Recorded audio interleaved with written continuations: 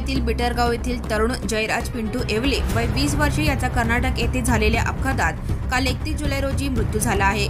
तो गेल्या आठवड्यामध्ये अहिल्यानगर जिल्ह्यातील कर्जत तालुक्यातील कांदा घेऊन जाणाऱ्या मिनी ट्रकच्या सोबत तो कर्नाटक येथे गेला होता।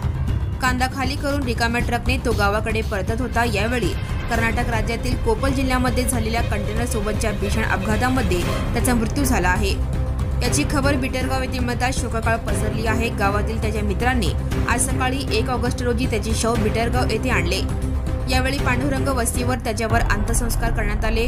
त्याच्या पश्चात वडील, आजी, आजोबा, एक बहीण असा परिवार आहे। बालपणीच त्याच्या आईचे दुर्दैवी निधन झाल्याने त्याचा आजी आजोबाने सांभाळ केला होता। त्याने हिमतीने प्राथमिक व माध्यमिक शिक्षण घेतले होते। त्यानंतर तो पोट पाण्यासाठी करमळ्यात हमाली करत होता। त्या अनुषंगानेच तो कांद्याच्या ट्रक सोबत कर्नाटक येथे गेला होता। मात्र दुर्दैवाने काळाने त्याला तेथेच गाठले। होतकरू तरुणाच्या अपघाती निधनाने सर्वत्र हळहळ व्यक्त केली जात आहे। Subscribe now and press the bell icon. Never miss an update.